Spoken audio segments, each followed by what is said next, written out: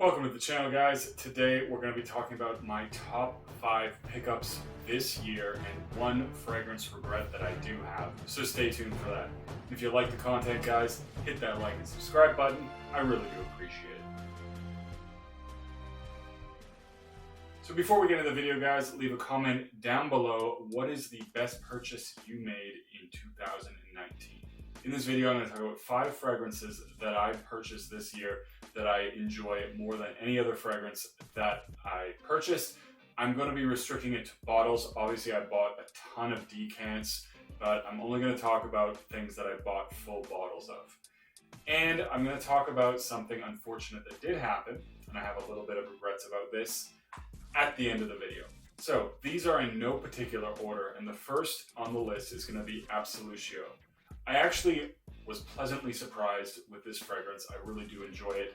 Even though it does have a kind of Baccarat Rouge 540 vibe, which I'm not really a big fan of, I do actually enjoy this one a lot. And I think it's because it has enough gourmand qualities to really satisfy that aspect of my taste. But it also has this really nice cinnamon, saffron, woody accord going on in the mid that's quite strong as well.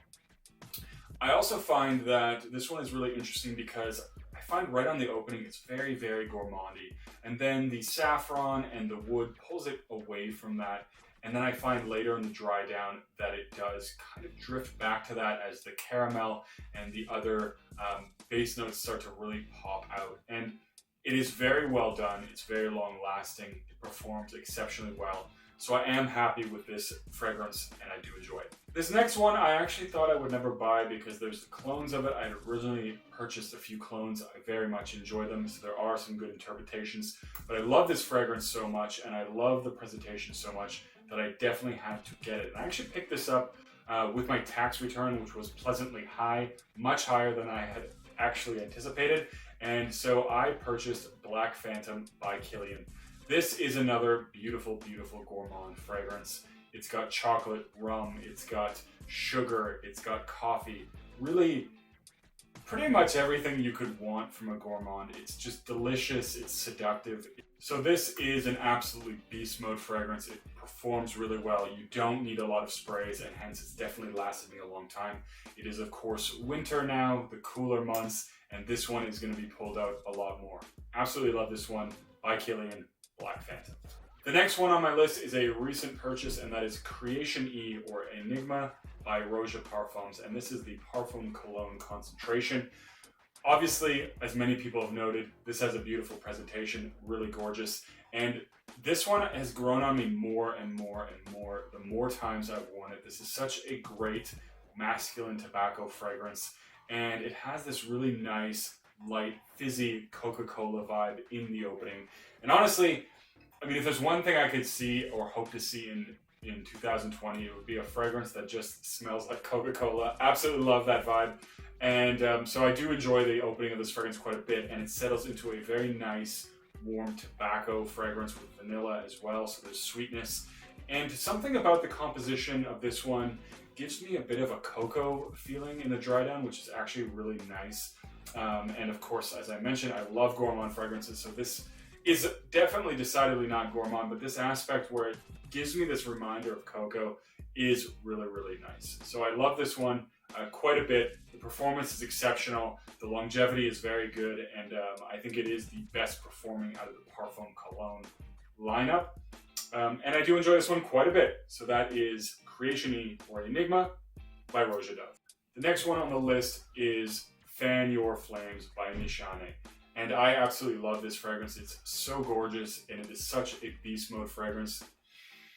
And to me, it's one of these ones that's really quite unique. So this is very boozy tobacco fragrance, but the addition of that coconut gives it a totally different vibe.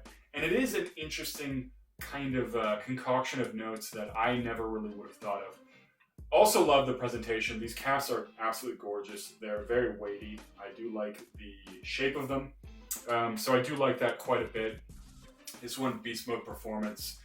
2 sprays and you're good for the night. I went 3 sprays last time I wore this, and honestly, that was maybe a little bit too much, or it was definitely not necessary to spray that much. But this is a gorgeous fragrance. there's something in this composition that gives us a very nice embery kind of smoking or burning tobacco accord, and I really, really like how that mixes with the booziness and the sweetness from the coconut, and altogether, it is a really great fragrance. So I do have something else by Nishane on the way. Gonna be enjoying checking out more from this house for sure, but this is the first one I've gotten from them, and I was not disappointed at all. Last on the list of purchases, probably no surprise to anyone who's seen a fair amount of videos on my channel, so I've talked about this one quite a bit, and that is Blackmail by Kerosene. This one is such a gorgeous incense oud combination, and it has this lovely sweetness that really balances out. And this is another one that has some quality of it that makes it seem like there's embers in the smoke, so it's kind of like a burning wood, but it's more of like a somewhat almost spicy woody accord that's definitely oud. And the oud I get from this one is a similar type of oud that I would say is used in Tom Ford oud wood. So it's not like a really in-your-face oud, but it is definitely enough for it to smell different than typical wood fragrances. And that smokiness is gorgeous, and it has this really, really nice sweetness to sort of balance and round out the whole fragrance. Now on to the regret. As I mentioned earlier, I love gourmand fragrances. You may have been surprised I didn't mention Italica. I did buy it this year. And actually this is my one fragrance regret. And not because I don't love the fragrance, I do. The issue I had is that this fragrance is only something you can really get in the UK or wherever there's a Harvey Nichols, which is also in some areas of Europe. And I was in the UK and I did purchase a bottle of this fragrance. So I have it right here, and the issue that I had is when I first purchased it, there was no real problems except a slight scuff on the velvet, so I'm like, okay, that's fine. And by the time I actually got home, this one had actually leaked. I lost, if you can see it here, it's a little bit mushy, and this is actually dyed red.